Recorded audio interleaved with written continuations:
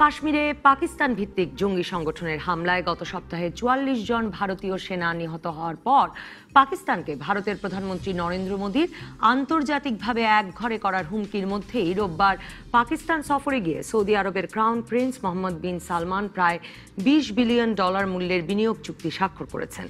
তারপর বুধবার এমবিএস খ্যাত যুবরাজ সালমান আবার ভারত সফরে গিয়ে বিনিয়োগ, পর্যটন সহ 5টি চুক্তি স্বাক্ষর করে সন্ত্রাসবাদের সমর্থনকারী দেশের ওপর চাপ সৃষ্টি করতে ভারতের সাথে একমত হয়েছেন। এর আগে গত 14 ফেব্রুয়ারি সৌদি আরবের সঙ্গে প্রতিরক্ষা সমঝোতা চুক্তি স্বাক্ষর করেছে বাংলাদেশ। এই চুক্তির আওতায় সৌদি আরব ইয়েমেনের সীমান্তবর্তী যুদ্ধবিধ্বস্ত এলাকায় মাইন অপসারণে বাংলাদেশ সেনাবাহিনীর 2টি ব্যাটালিয়নের প্রায় 1800 সেনা সদস্য অংশ নিতে পারেন। তবে কোনো অবস্থাতেই জাতিসংঘ বাহিনীর অংশ হওয়া ছাড়া বিদেশের অন্য কোনো ক্ষেত্রে বা রণাঙ্গনে বাংলাদেশের সেনাবাহিনী অংশ নেবে না। 2017 সালে যুবরাজ হিসেবে নিয়োগ পাওয়ার পর পাকিস্তান ও ভারতে এই ছিল সৌদি যুবরাজ সালমানের প্রথম সফর। ভারত সফর শেষে 2 দিনের চীন সফরে যাওয়ার কথা সালমানের। চীন সফরের মাধ্যমেই যুবরাজের এশিয়া সফর শেষ হবে। গত সপ্তাহে কাশ্মীর হামলার পর যুক্তরাষ্ট্র, রাশিয়া, যুক্তরাজ্য, ফ্রান্স সহ বিশ্বের দেশগুলো যখন কাশ্মীরে হামলার প্রতিক্রিয়ায় ভারতকে সমবেদনা জানিয়ে সন্ত্রাসবাদের বিরুদ্ধে যুদ্ধে পাশে থাকার কথা বলছে এবং যুক্তরাষ্ট্র পাকিস্তানকে সন্ত্রাসীদের নিরাপদ আশ্রয় হওয়া থেকে বিরত থাকতে বলছে, তখন চীনের বার্তায় সন্ত্রাসবাদকে মানবজাতির শত্রু বলা হলেও পাকিস্তান বা জয়শে মোহাম্মদের নাম উল্লেখ করেনি চীন। সন্ত্রাসীদের আশ্রয় দেওয়ায় পাকিস্তানকে মারাত্মক খেসারত দিতে হবে বলে হুঁশিয়ারি দিয়েছে ইরানও। এসব নিয়ে আলোচনায় আজ রাজকাহন স্টুডিওতে আছেন সাবেক রাষ্ট্রদূত এস.এম. রাশেদ আহমেদ চৌধুরী ও নাসিম ফেরদৌস এবং নিরাপত্তা বিশ্লেষক অবসরপ্রাপ্ত এয়ার কমোডর ইশফাক ইলাহি চৌধুরী। স্বাগত আপনাদের 3 জনকে। এস.এম. রাশেদ আহমেদ চৌধুরী, আপনাকে দিয়ে যদি শুরু করি যে মানে আলোচনার বিষয় নির্ধারণ করেছি যে এশিয়ায় সৌদি প্রভাব বাড়ছে কিনা, আর এটাও যদি একটু বলি যে এই যে মানে কাশ্মীরে হামলার পর এই এক ঘরে হবে, পাকিস্তান ভারতের যুদ্ধ লেগে যাবে, এর মধ্যে সৌদি প্রিন্স আসলে দুদেশেই ভীষণ উষ্ণ অভ্যর্থনা পেলেন। ধন্যবাদ। সফরটা his royal highness crown prince MBS ওনার বেশ গুরুত্বপূর্ণ টাইমিং হিসাবে, কারণ আপনি যদি জয়েন্ট স্টেটমেন্ট এখন প্রথম থেকে পাকিস্তান সফরটা থেকে আরম্ভ করি, পাকিস্তানে সম্পর্ক তো হিস্টোরিক্যালি সবসময় ভালো ছিল এবং তাদের স্পেশাল রিলেশনশিপ, কিন্তু এবার যেটা লক্ষ্য করা গেল যে ইমরান খানের এয়ারপোর্টে থেকে গাড়ি চালিয়ে নিয়ে গেল, সেখানে অনেক কথা হয়। ডিপ্লোমেসিতে যদি কেউ না শোনার জন্য দ্য বেস্ট ওয়ে গাড়িতে ড্রাইভ করে কথা হচ্ছিল, আর ওখানে কিন্তু কেউ ছিল না, বুঝতে সিকিউরিটি ছিল একদম পিছনে আর সামনে। আবার যাওয়ার সময় এগুলো গুরুত্বপূর্ণ আমাদের জন্য একটা ইন্ডিকেটার্স। তারপরে তার যে রেফারেন্স, ওদের বডি ল্যাঙ্গুয়েজ দুজনের, আপনি নিশ্চয়ই লক্ষ্য করেছেন, দুজনকে যেভাবে ইয়ে করছিল in compare to what I saw in India, body ল্যাঙ্গুয়েজটা। যদিও মোদি মানে তার স্বভাবজাত মানে স্বভাব সুলভভাবেই জড়িয়ে ধরেছেন, তো ওটা তো উনি করেন, কিন্তু এখানে প্রত্যেক ইয়েতে আর এবং যে জিনিসটা এমবিএস বলেছে যে সৌদি আরবিয়া ইমরানের মতো একজন লিডারের জন্য অপেক্ষায় ছিল, এটা কিন্তু একটা খুব সিগনিফিকেন্ট স্টেটমেন্ট। মানে এর আগে লিডারশিপ থেকে এই লিডারশিপকে সে কোথায় তুলে নিল। তারপরে যে ইনভেস্টমেন্টটা করেছে 20 billion and other partnership, 20 billion investment, প্রথমবার ইনভেস্টমেন্ট, এর আগে তো এমনি ছিল। বললো যে this is just the beginning, প্রতি বছর বাড়বে, প্রতিদিন বাড়বে। এবং যেটা দেখা যাচ্ছে যে ইরানের যে একটা সন্ত্রাসী হামলা হলো এমবিএস এর আসার আগে, এবং আফগানিস্তান পাকিস্তান মানে ভিত্তিক একটি জঙ্গি সংগঠন এবং ইরান কন্ডেম করলো। সৌদি আরবিয়া চাচ্ছে পাকিস্তানকে যেন ইরানের এগেনস্টে আইসোলেশনে নিয়ে আসে। এবং এখানে খুব ইন্টারেস্টিং হচ্ছে মার্কিন যুক্তরাষ্ট্র প্রেসিডেন্ট ট্রাম্পেরও সেম অবজেক্টিভ, এবং ইসরায়েলি প্রধানমন্ত্রী নেতানিয়াহুর সেম অবজেক্টিভ। তো সেই জন্য এমবিএস কিন্তু তার যদিও ওকে কাশোগির হত্যার জন্য সব জায়গায় হ্যাঁ, আবার আমেরিকার সাথে একটা দূরত্ব তৈরি হয়েছে। কিন্তু ট্রাম্পের সঙ্গে না। খুব ইন্টারেস্টিং, ট্রাম্প ওকে ইয়ে করেনি কিন্তু সহায়তা করে যাচ্ছে। এবং এদিকে ওর একটা স্পেশাল রিলেশনশিপ আমেরিকার সঙ্গে এবং ইসরায়েলের সঙ্গে। তো পাকিস্তানের পলিসিটা এইভাবে আপনি যদি দেখেন যে কোথায় ছিল পাকিস্তান, এখন MBS যদি এভাবে ওকে পাকিস্তানকে পিক আপ করে as a special friend, strategic partner, যেটা ইন্ডিয়া করেছে, বলে না কিন্তু বলছে যে ইটস ইন ডেপথ পার্টনারশিপ, তাহলে কিন্তু এটার একটা খুব গুরুত্বপূর্ণ ইমপ্লিকেশন এই রিজিয়নে ভিজাভি। এই সবগুলো মানে খেলোয়াড় মিলে গুরুত্বপূর্ণ ইমপ্লিকেশন বা প্রভাবটা কি, সেটা নিয়ে আরো বিস্তারিত আপনার কাছে শুনবো। আমি একটা কথা অ্যাড করি যে আফগানিস্তানে যে ট্রাম্প যেটা American policy withdrawal from Afghanistan, এখানে কিন্তু পাকিস্তান যে তালিবানকে টক্সের মধ্যে নিয়ে আসছে, এটা তো কিন্তু একটা ইন্ডিয়ানরা নোট করছে যে as a very important development in the region. এরকম রিশফাক ইলাহি চৌধুরী, আপনার কাছে জানতে চাই যে মানে পাকিস্তানের সঙ্গে সৌদি আরবের যে একটা মানে ঐতিহাসিক ভালো সম্পর্ক, যে কথা অ্যাম্বাসেডর রাশেদ আহমেদ চৌধুরীও বললেন, কিন্তু ভারতের সঙ্গেও সম্পর্কটা জোরদার করতে দুতরফেই এখন একটা আগ্রহ দেখা যাচ্ছে, মানে ভারতের দিক থেকেও সৌদি আরবের দিক থেকেও। আবার চীন যাচ্ছেন, 2017-তে তার বাবা গিয়েছিলেন কিং সালমান, এবার তিনি যাচ্ছেন চীন। আর মানে বাংলাদেশের সঙ্গেও প্রতিরক্ষা সমঝোতা চুক্তিটি আসলে শেষ পর্যন্ত স্বাক্ষর হলো। আমি এই প্রশ্নটা দিয়ে যদি করি আপনাকে, যেটা বিষয় নির্ধারণ করেছি যে সৌদি প্রভাব বাড়ছে, এটা বোঝা যাচ্ছে সৌদি প্রভাব ট্রেডিশনালি এক সময় ছিল যখন মিশর ছিল আরব নেতৃত্বে, আরব জাতিগোষ্ঠীর নেতৃত্বে, সেখান থেকে আমরা দেখছি যে সৌদি আরব সেই নেতৃত্বটা নিতে চাচ্ছে, কিন্তু চ্যালেঞ্জ এটা আনচ্যালেঞ্জ নয়। এক হচ্ছে যে শিয়া অধ্যুষিত ইরাক এবং সিরিয়া, লেবানন এবং লেড বাই ইরান, এবং এই শক্তিটা কিন্তু আপনি যদি ম্যাপের দিকে দেখেন যে সমস্ত সৌদি আরবের উত্তরটা কিন্তু ব্লকড।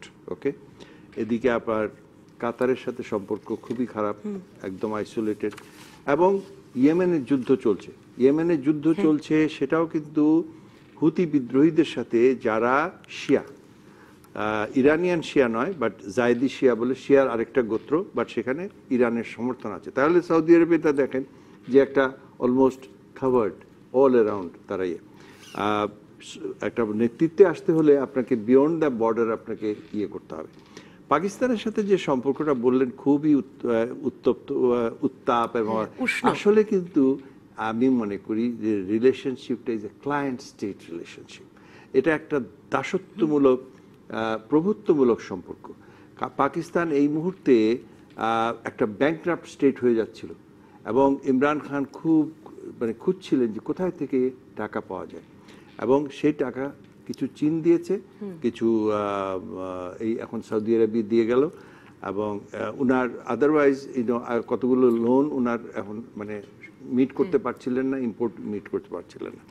আর যেসব প্রমিস করেছে ইয়েস তারা করবে, একটা পোর্ট করবে গোয়াদারে, এগুলো তো লং টার্ম, এবং এগুলো ডিপেন্ড করে, ইনভেস্টমেন্ট ডিপেন্ড করছে পাকিস্তানের আভ্যন্তরীণ স্থিতিশীলতা এবং শান্তি শৃঙ্খলার উপর, যে জন্য চীনও ইন্টারেস্টেড। কারণ পাকিস্তানের আভ্যন্তরে যদি এই ধরনের জাইশে মোহাম্মদ আর তালিবান এবং তেহরিকে এগুলো চলতে থাকে, তাহলে কিন্তু ইনভেস্টমেন্ট হবে না। কেউ এইড দিতে পারে, এইড আর ইনভেস্টমেন্ট ডিফারেন্ট, কারণ সেখানে লং টার্ম আপনার ভিউ আছে। তবে সৌদি আরবে ডেফিনেটলি চাচ্ছে যে তার ইনফ্লুয়েন্স বাড়াতে, এবং বিশেষ করে যেটা প্রিন্স যখন তার আন্তর্জাতিক মহলে যথেষ্ট নিন্দিত হয়েছে তার এই খাশোগির ব্যাপারে, এবং সেই ইয়েটা কিন্তু যায়নি এখনো, যদিও ট্রাম্প অলমোস্ট অ্যালোন, উনি বলছেন যা প্রিন্স বলেছে আমি তাতে বিশ্বাস করি, কিন্তু যে কোনো বুদ্ধিসম্পন্ন মানুষের পক্ষেই এটা বিশ্বাসযোগ্য নয় যে একজন খ্যাতিমান সাংবাদিক একটা এমবাসিতে গেল, জীবিত গেল, কোনোদিন বেরিয়ে আসলো না, এবং তার মৃতদেহ আজ পর্যন্ত পাওয়া গেল না, সেটা যে উনি জানবেন না, এবং কেবলমাত্র কয়েকজন কর্মচারী সেটা করেছে, এটা কেউ বিশ্বাস করে না।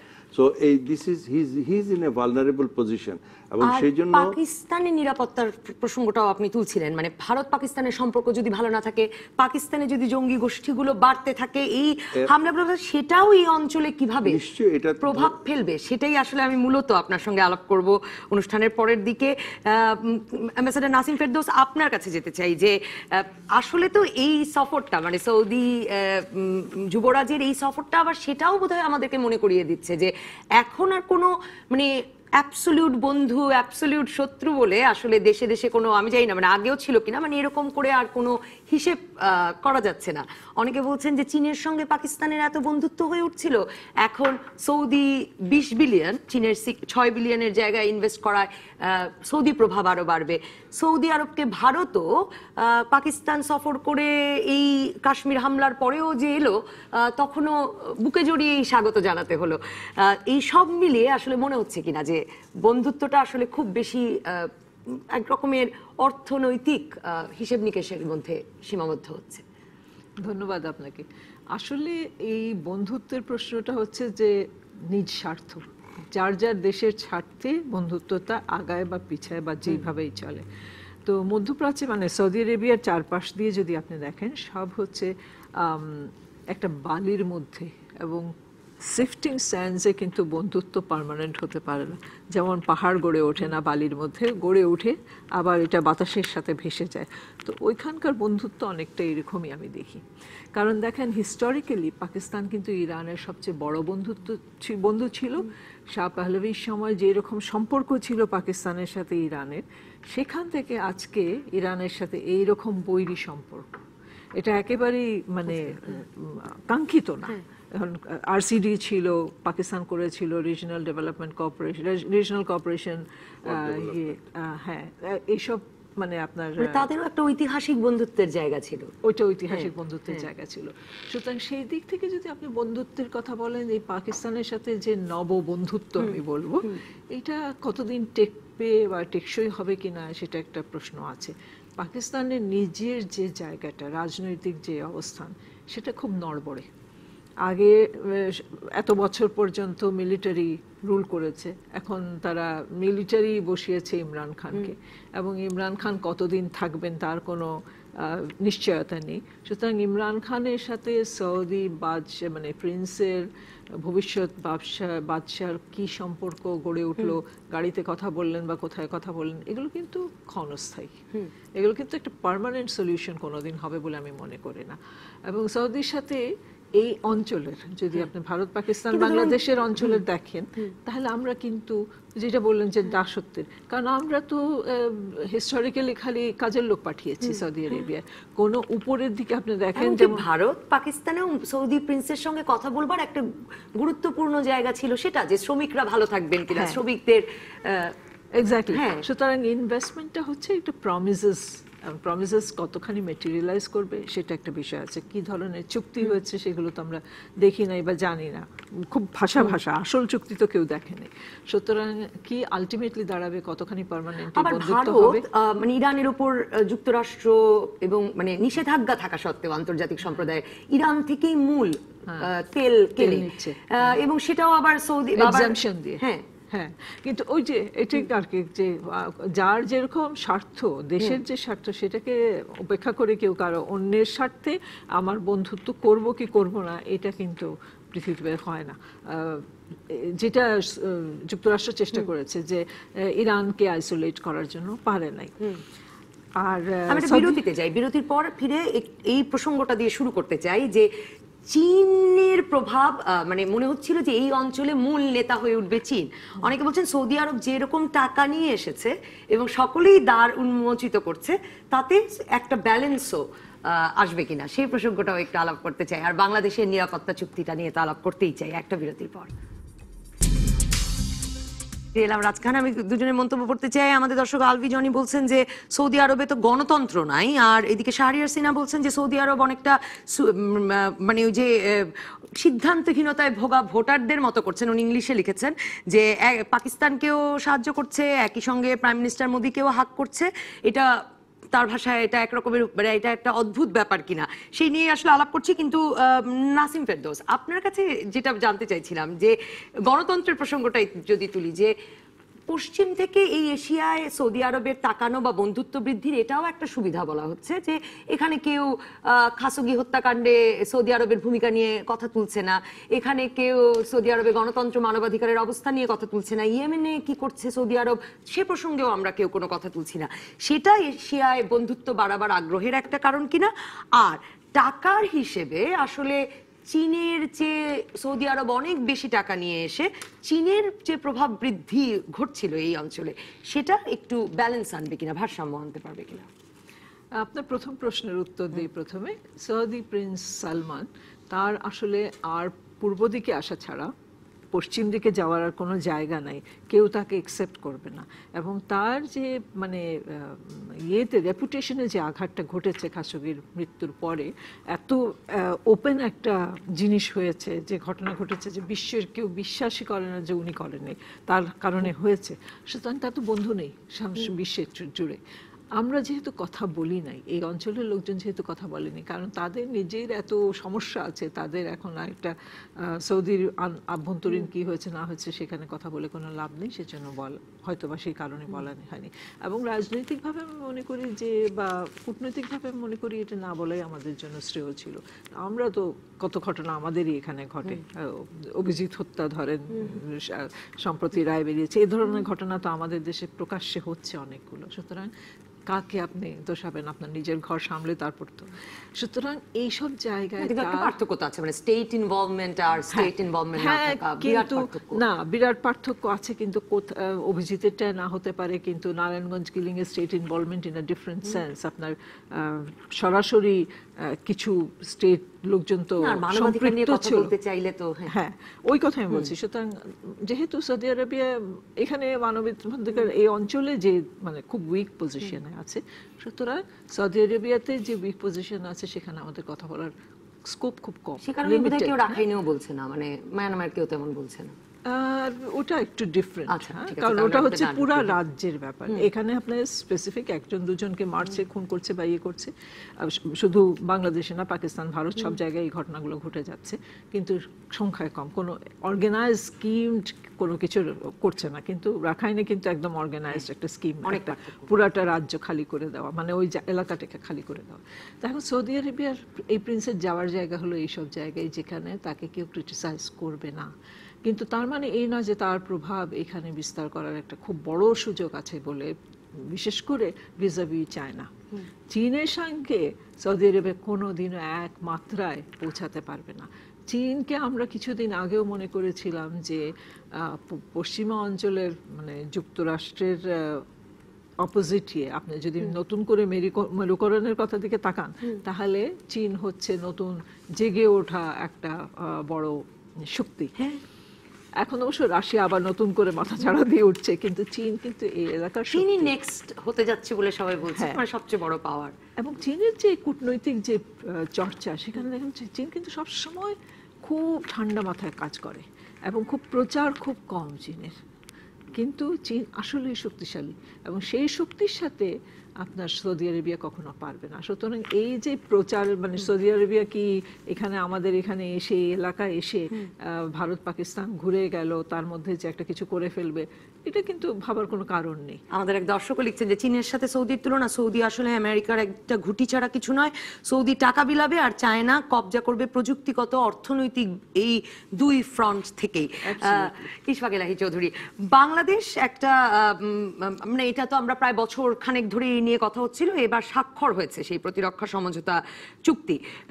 আমার আপনার কাছে দুটো প্রশ্ন। এক প্রশ্ন হচ্ছে যে নিরাপত্তার দিক থেকে এই যে নতুন নতুন মেরুকরণ, ভারত পাকিস্তান দু দেশের সঙ্গে সৌদি আরবের সম্পর্ক, চীনের সম্পর্ক, ইরানের সম্পর্ক, এগুলোতে এখানে একটি নিরাপত্তারও কোনো নতুন মেরুকরণ তৈরি হচ্ছে কিনা সেটি জানতে চাই। বাংলাদেশ যে এই সমঝোতা চুক্তিতে স্বাক্ষর করেছে এবং এই প্রতিরক্ষা মানে একটি নিরাপত্তা জোট তৈরি হয়েছে, সেটি আসলে বাংলাদেশের জন্য কতটা ভালো হলো? অনেকে তো বলছেন যে এই যে ইয়েমেনের, আমাদের সংসদেই আলাপ হয়েছে যে ইয়েমেনের মাইন অপসারণে, সাধারণ নিরীহ মানুষের ওপর যে হামলা হয়েছে, সেই মাইন অপসারণে আমাদের সেনাবাহিনী কেন যাবে? ঠিকই বলেছেন যে আমি প্রথমে তো যখন এই যে Islamic so-called Islamic counter terrorism একটা ফোর্স গঠন করা হলো এবং তার জন্য অনেকের চুক্তি সাইন করে আসলে আমরাও করলাম, তখনই আমি বলেছিলাম যে এটার স্থায়িত্ব হবে ওই সিগনেচারের কালি শুকানোর আগেই, এটা স্থায়িত্ব থাকবে না, এবং তাই হয়েছে। এই চুক্তি স্বাক্ষর হওয়ার পরেই কান্ট্রিজ লাইক মালয়েশিয়া, ইন্দোনেশিয়া, তারা এগুলো সম্বন্ধে কমপ্লিটলি নিষ্ক্রিয়। এখন পর্যন্ত সৌদি আরবিয়াতে সৈন্য পাঠিয়েছে পাকিস্তান। পাকিস্তানের প্রাক্তন সেনাপ্রধান রাহেল শরীফ, উনি কমান্ডার ইন চিফ হিসাবে এক ডিভিশন সৈন্য সেখানে গিয়েছে। বলা হয়েছে যে ট্রেনিং এর জন্য, তবে ট্রেনিং এর জন্য এক ডিভিশন সৈন্য লাগে না, ট্রেনিং এর জন্য প্রশিক্ষক দরকার। আর এক ডিভিশন সৈন্য মানে আসলে কত সৈন্য? প্রায় 1020 বা অ্যাটলিস্ট 15,000-এর মতো হবে। তো আমরা তো এক্সাক্ট ফিগার জানি না, but division can be anything more than 12 to 15,000 or even 20,000 depend. তো এরপরে আমরা বাংলাদেশ পাঠালাম, এই যে চুক্তি করলাম, তো সেটা কিন্তু প্রথমে আমার যথেষ্ট এর মধ্যে রিজার্ভেশন ছিল। তবে আজকে যেটা নিউজে আপনারা দেখেন, এটা যদি সত্যি হয় যে আমরা কখনোই জাতিসংঘের ম্যান্ডেট ছাড়া আমরা যাব না। আমরা মধ্যপ্রাচ্যে গিয়েছি, কিন্তু আমরা ধরুন আপনার কুয়েত অভিযানের সময় Bangladesh I think 1 battalion or brigade সেখানে গিয়েছিল, কিন্তু সেটা আন্ডার দ্য ইউএন ম্যান্ডেট আমরা গিয়েছিলাম। ডেজার্ট স্টর্মের সময় আমরা ইরান ইরাক যুদ্ধের সময় আমরা ইরাককে যথেষ্ট সমর্থন দিয়েছি। তো সেগুলো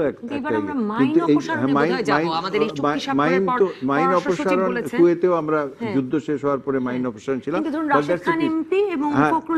তারা বলছেন যে কুয়েতে নৈতিক জায়গাটা আর ইয়েমেনে মাইন অপসারণের নৈতিক জায়গা। এখানে মাইন যদি করতে হয় তাহলে হয়তো এই হুতিরা তারা মাইন বসাচ্ছে, কিন্তু যুদ্ধটা তো হচ্ছে আরেকটি দেশ ইয়েমেনে।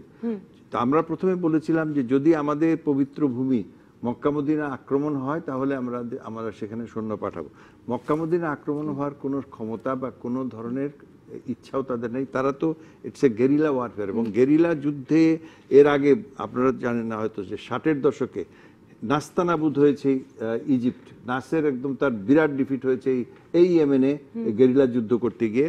এখন সেখানে সৌদি আরবিয়া ইনভলভ হয়ে গেছে, ইউএই আরেকটা শক্তি সেখানে ইনভলভ হয়েছে। তবে আমার মতে এগুলোতে যাওয়া মানে একটা লং টার্ম একটা বিপদ রেখে আনা। তবে আজকে যেটা নিউজ যদি নিউজ এটা হয় যে জাতিসংঘের ছাড়া ম্যান্ডেট ছাড়া যাব না, দেন ইটস ক্লিয়ার। কিন্তু এই প্রশ্নটা করতে চাই যে এই যে মানে সন্ত্রাস বিরোধী নিরাপত্তা জোট, যেখানে পাকিস্তান ভিত্তিক সন্ত্রাসী সংগঠনগুলোই মানে আসলে এই অঞ্চলে হামলা করছে, সেটা ভারত মনে করে, ইরান মনে করে, এবং মনে করবার কারণ আছে। সেই সংগঠনগুলো নিজেই আবার তার দায়িত্ব স্বীকার করছে, আবার তারাই নেতৃত্ব দিচ্ছেন। অনেকে তো সন্দেহ করেন পাকিস্তান সেনাবাহিনীও এই জঙ্গি সংগঠনগুলোকে জিয়ে রাখে, আবার তাদের সাবেক সেনাপ্রধান ওটার নেতা। এমনকি অনেক এলিগেশন আছে যে আজকে সিরিয়াতে বা ইরাকে যে আইসিসের উত্থান হলো এবং এত রক্তক্ষয় সেখানে হলো, এগুলোর পিছনেও আপনার সৌদি মতাদর্শ এবং এর পিছনে আছে। এবং হিলারি ক্লিন্টন তো নিজেও স্বীকার করেছেন এটা আমার একটা ভুল ছিল।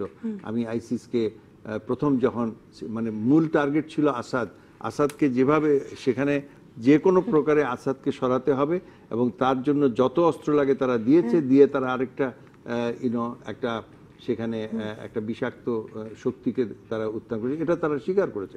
তাহলে আফগানিস্তানে করেছে।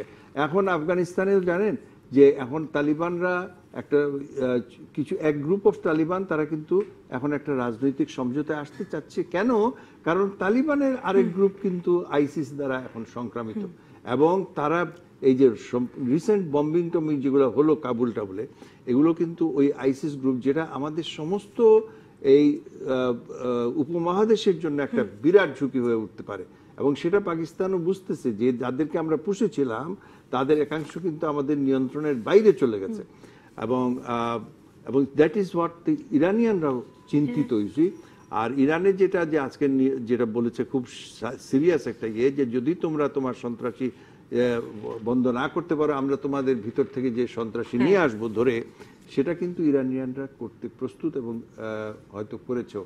কারণ পাকিস্তানের যে বেলুচিস্তানের যে অংশটা, সেটা বর্তমানে পাকিস্তান সরকারের একটা বিরাট অংশের নিয়ন্ত্রণের বাইরে। সুতরাং এটা এটা এটা যদি একটা একটা আফটার অল একটা নিউক্লিয়ার পাওয়ার, এবং এইটা যদি অস্থিতিশীল হয়ে যায়, এটার জন্য কিন্তু আমরা সবাই চিন্তিত হব।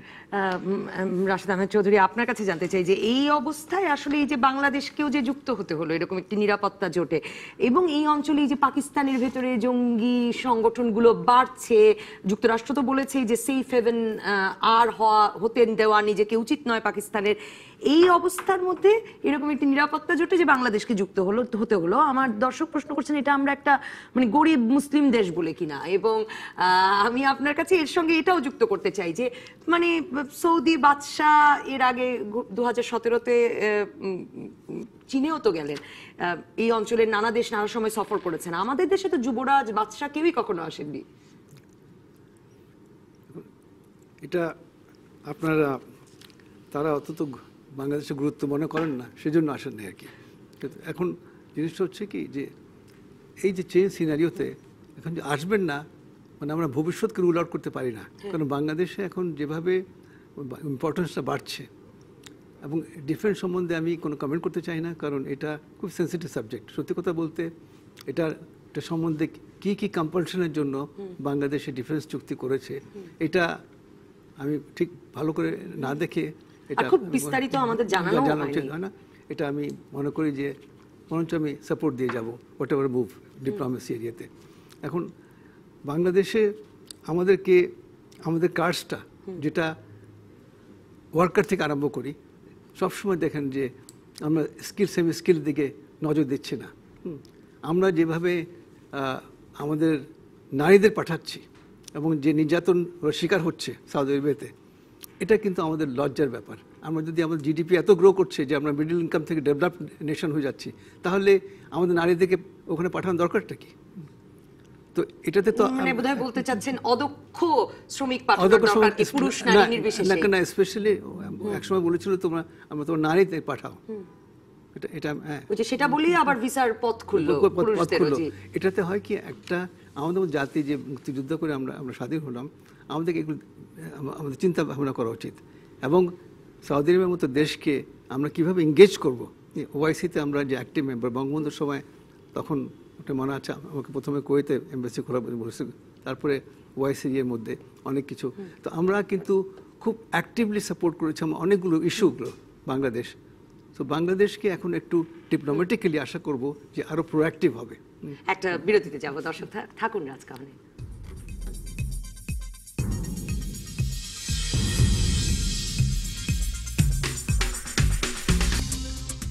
ফিরে এলাম রাজকাহনে। রাশেদ আহমেদ চৌধুরী, চীনেও তো যাচ্ছেন সৌদি যুবরাজ, চীনের সঙ্গে এই সম্পর্ক উন্নয়নের জায়গাটা কোনটা? মানে ওয়ান বেল্ট ওয়ান রোড, মানে এই যে পথ খুলে যাচ্ছে, যুবরাজ সালমানও দেশটাকে মানে আরো উন্মুক্ত করতে চান, চীন সেই পথে হাঁটছে, সেই কারণে মানে সিপেকের প্রতি একটা আগ্রহের কথা বলা হচ্ছে। সেটাও চীন পাকিস্তানের যেখানে বন্দর করছে গোয়াদার, সেখানে সৌদি আরব এখন বিরাট বিনিয়োগ করতে যাচ্ছে, একটি তেল শোধনাগার নির্মাণ করতে যাচ্ছে। সব মিলিয়ে কি মনে হচ্ছে যে মানে চীনের প্রতি আগ্রহের কারণটা কি, দু দেশের পরস্পরের প্রতি আগ্রহের?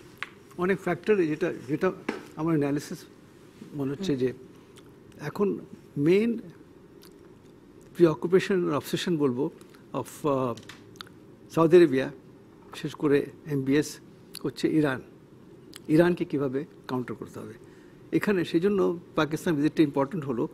অ্যান্ড এই সূত্রে চায়না যেহেতু ইন্ডিয়া একটা পোর্ট করছে, এটা একটা খুব সুন্দর রিপোর্টও আছে, আমি আপনাকে পাঠিয়ে দেবো।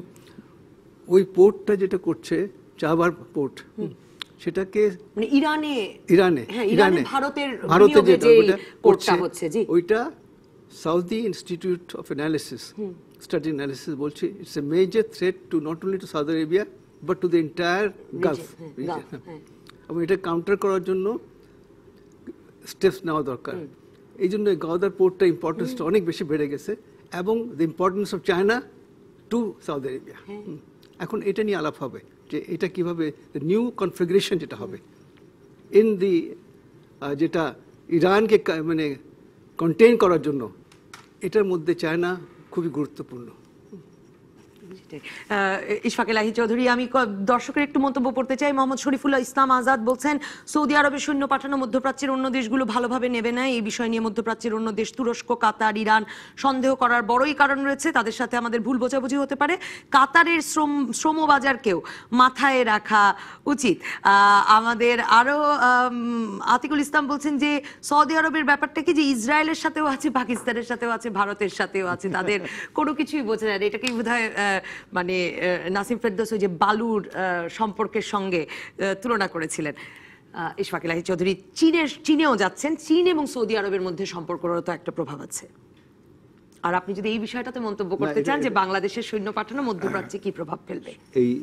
এই সৈন্য পাঠানোর যে সংখ্যাগুলো এখানে প্রকাশ পেয়েছে এটা সত্যি, কারণ কাতারের সাথে কিন্তু আমাদের দেশটা ছোট হলেও আমাদের খুব ঘনিষ্ঠ সম্পর্ক, এবং আমাদের বহু শ্রমিক সেখানে কাজ করে, এবং অন্যান্য যেমন ধরুন ইরাকের সাথেও এখন কিন্তু আমাদের সম্পর্ক গড়ে উঠছে। ইরাক যখন স্টেবল হচ্ছে, ইরাকের একটা তো সুতরাং অ্যাকচুয়ালি গেটিং ইনভলভ, এবং ইরানের সাথে নিশ্চয়ই আমাদের মানে সম্পর্কটা তো হাজার বছরের সম্পর্ক। ঠিক সৌদি আরবের সাথে যেমন ধর্মীয় এবং সাংস্কৃতিক সম্পর্ক, একইভাবে ইরানের কিন্তু সেটা আমাদের কথাবার্তা, চাল চলন, খাওয়া দাওয়া সব কিছুতে কিন্তু ইরানের ইনফ্লুয়েন্সটা সমস্ত দক্ষিণ এশিয়া এবং বাংলাদেশ তো বটেই এখানে আছে। তো আমরা চাইবো না কারোর সাথে একটা বৈরী সম্পর্ক বা একটা সন্দেহজনক কোনো অবস্থান আমরা নেই। সুতরাং আমি বলবো যে ওই কথাতেই আমি স্টিক করব যে চুক্তি যাই হোক, জাতিসংঘের বা অন্তত ওআইসির ছাড়া, অনুমোদন ছাড়া আমাদের এভাবে জড়ানো ঠিক হবে না। চুক্তি থাকতে পারে, বাট আমরা বুঝে শুনে সেটা করব। আর চীন তো ইন্টারেস্টেড এখানে। চীন এখন দেখুন পূর্ব আফ্রিকার সমস্ত এলাকা কিন্তু চীনের ইনফ্লুয়েন্স, আপনি বলুন তানজানিয়া, কেনিয়া, সোমালিয়ার উপরে, জিবুতিতে তো তার একটা বেস, ফার্স্ট নেভাল বেস করেছে জিবুতি। মানে ওয়ান বেল্ট ওয়ান রোড তো ওখান পর্যন্ত যাবে। হ্যাঁ, তো এটাকে এখানে সৌদি আরবে ইন্টারেস্টেড হবে। এবং আরেকটা জিনিস যেটা বললাম যে চীনও ওয়ারিড যে তাদের উইগুর যে মুসলিম সম্প্রদায় আছে সিনজেং প্রভিন্সে, সেখানে তো একটা উত্তেজনা বিরাজ করছে। এবং এই উইগুররা কিন্তু চীনে যদি অপারেশন নাও করতে পারে, তারা কিন্তু মাইগ্রেট করে সেই তালিবানদের, আফগানিস্তানেও কিন্তু এই চীনের অরিজিন উইগুর অনেক মারাও পড়েছে, এবং তারা এখানে অপারেশন করছে মুজাহিদ হিসাবে, তালিবান হিসাবে তারা ইসলামী রাষ্ট্র। দশক ধরে তো তাদের একটা বিচ্ছিন্নতাবাদী সশস্ত্র আন্দোলন আছে, যেটা চীন নিশ্চয়ই চীনকে মোকাবেলা করতে হবে, এবং সেটার জন্য তারা হয়তো বিভিন্ন মুসলিম রাষ্ট্রের একটা সহায়তা চাইতে পারবে, অন্তত ইন প্রিন্সিপাল, যে আমরা এটাতে করব না। তো আমি মনে করি যে বাংলাদেশের অর্থনীতিতে, যদি আবার ফিরে আসি বাংলাদেশের অর্থনীতিতে, সৌদি আরব একটা ইম্পর্টেন্ট ভূমিকা থাকবে। কিন্তু চীন যেহেতু আসছে ইনভেস্টমেন্ট এবং টেকনোলজি, এবং আমাদের মনে হয় চীনের সাথে আমাদের সম্পর্ক গড়ে উঠবে ক্রমাগত, এবং বিশেষ করে বাণিজ্যের ক্ষেত্রে এখন কিন্তু আমাদের এক্সপোর্ট চীনের দিকে যথেষ্ট, একসময় শুধুমাত্র ইম্পোর্ট ছিল, এখনও আমাদের বিগেস্ট ট্রেডিং পার্টনার, কিন্তু আমাদের এক্সপোর্ট টু চায়না বাড়ছে। সৌদি আরব চীনের মধ্যেও আসলে একটা অর্থনৈতিক ইন্টারেস্টের, স্বার্থের জায়গাটা আছে। নাসিম ফেরদৌস, আমার এক দর্শক বলছেন যে আপনারা সৌদি আরব নিয়ে এত আলাপ করছেন, কিন্তু এরদোয়ানের নেতৃত্বে তুরস্ক যতদিন থাকবে ততদিন তো সৌদি আরবের মুসলিম বিশ্বের নেতৃত্ব দেওয়ার খায়েশ মিটবে না। এই সমীকরণের মধ্যে তুরস্কের কোনো মানে ভূমিকা আছে কিনা, সেই বিষয়ে যদি কোনো মন্তব্য করতে চান সেটা আলাপ করতে পারি। আর চীন আর সৌদি আরবের পারস্পরিক ইন্টারেস্টের জায়গাটা কোথায়, এবং সেটা আসলে এশিয়ায় সবচেয়ে বড় প্রভাব রাখবে কিনা শেষ পর্যন্ত, চীন এবং সৌদি আরবের পারস্পরিক ইন্টারেস্টের জায়গাটা? আসলে এখানে সৌদি আরবের ইন্টারেস্টটাই বড়। চীনের কিন্তু খুব বড় একটা ইন্টারেস্ট, মানে তেল ছাড়া মধ্যপ্রাচ্যে খুব একটা ইন্টারেস্ট, যেহেতু চীনের একটা গ্রোয়িং নিড ফর এনার্জি আছে, সেজন্য এই মধ্যপ্রাচ্যের তেলের প্রতি তার ইরান থেকেও তেল নেয়। হ্যাঁ, এবং সেই পুরো জায়গাটা থেকেই তার একটা নিতে হবে, সেখানে তার একটা ইন্টারেস্ট আছে, এনার্জি ইন্টারেস্ট। এনার্জি ছাড়া তো আর তারা ইয়েতে উঠবে না, সেজন্য টিকে থাকার জন্য তার এনার্জি দরকার। কিন্তু এর বাইরে আসলে সৌদি আরবের সাথে চীনের কোনো মিল নেই কোনো কিছুতে, এবং সেজন্য সেই সম্পর্ক যে খুব একটা গভীর একটা পর্যায়ে চলে যাবে তা কিন্তু হবে না। আমি যেটা প্রথমে, হ্যাঁ, এটা কখনো হবে না। যেটা আমি প্রথমে বললাম যে এমবিএস এর নিজের অস্তিত্বের এখন এক সংকট যেটা আছে, সেই জন্য যাওয়ার বাইরে যেতে হবে তাকে, এবং বাইরে যেয়ে সে যে অ্যাকসেপ্টেড বাই আদার লিডার্স এটা দেখাতে হবে, এবং সেটা সে এই এশিয়াতে যেখানে তার বিরুদ্ধে কোনো প্রচারণা হয়নি বা কোনো আন্দোলন হয়নি বা কোনো ধরনের মন্তব্য হয়নি, সেখানে সে কমফোর্টেবলি আসতে পারছে। সোহাগ মুন্সি বলছেন যে আরব স্প্রিং দেখে মানে একরকমের ভয় এখন সৌদি বাদশাদের মনেও যাচ্ছে, সেটা মনে করার কারণ আছে? কবে হয়ে গেল আরব স্প্রিং? ভয় তো জাগলো না। 2006-07 ইজিপ্টে কিভাবে মেরেছে মানুষ, মেরে আরব স্প্রিং এ তো ওইখানে সমাধি হয়ে গেছে। সুতরাং সেইটা বিষয় না, বিষয় হচ্ছে সৌদি আরবের নিজে এখন টিকে থাকার প্রশ্ন। আমাদের সৌদি আরবিয়া যে ইন্টারেস্ট সেটা হলো, বা অন্যান্য মুসলমান দেশের যে ইন্টারেস্ট সৌদি আরবে, সেটার একটা বড় জিনিস হলো মক্কা মদিনা। এই দুইটা যদি আপনার মানে কল্পনা করি, যদি আমরা যে এটা সৌদি আরবের বাইরে কোথাও হতো, তাহলে সৌদি আরবের কোনো অস্তিত্বের প্রতি মানে কিছুর প্রতি আমাদের কোনো আকর্ষণ থাকতো না। এমনকি এই যে আমরা লেবার পাঠাচ্ছি সেটার জন্য আমরা অস্থির হয়ে যেতাম না, কিন্তু আমাদের মূল আকর্ষণ ওইটাই। এবং সেই জন্য সৌদি আরবের সাথে আমাদের না মক্কা মদিনা থাক, ওখানে মক্কা মদিনা হওয়াতে আমাদের একটা সম্পর্ক কিন্তু ভালো রাখার একান্ত প্রয়োজন আছে। কারণ আপনি দেখেন, ইশফাক ইলাহি চৌধুরী সাহেব কিছু বলতে চান কিন্তু আমি এটা শেষ করিনি। আপনি দেখেন ইরানের সাথে সম্পর্ক এত খারাপ হয়েছিল মিড 80s লেট 80s বা আর্লি 90s সৌদি আরবের সাথে। 8 বছর ইরানি কোনো হাজি যেতে পারেন নাই সৌদি আরবে, 8 বছর। সৌদি আরব সেটাও আটকায়, সেটা অবভিয়াসলি তার তো ভিসা দেওয়ার সে তো আটকাতে পারে, এবং ইরানিয়ানদেরকে 8 বছর যেতে দেয়নি হজে। চিন্তা করে দেখেন, একটা দেশের জন্য তো এটা সম্মানের ব্যাপার যে আমার সৌদি আরবের সাথে সম্পর্ক ভালো রাখার একটা এক বাক্যে যদি ইশফাক ইলাহি চৌধুরী কিছু যোগ করতে চাইছিলেন। আমি বলছি যে পৃথিবীতে কোনো কিছুই পার্মানেন্ট নয়, রাজনীতি। আজকে দেখেন সৌদি আরব এমন একটা দেশ যেটা অনেক দিক দিয়ে আর্টিফিশিয়াল, একটা রাজ পরিবারের নামে একটা রাষ্ট্র, এবং এটা কিন্তু আগে এক রাষ্ট্র ছিল না। 1934 সালের আগে এগুলোর ডিফারেন্ট প্রভিন্স ছিল। তার আগে তুরস্কের অধীনে বিভিন্ন প্রদেশ ছিল। আজকে থেকে ভবিষ্যতে যে কি হবে, রাজতন্ত্র চিরজীবন আজীবন থাকবে কিনা, ওই যে বালু আর মরুভূমির উদাহরণটা অ্যাম্বাসেডর নাসিম ফেরদৌসের।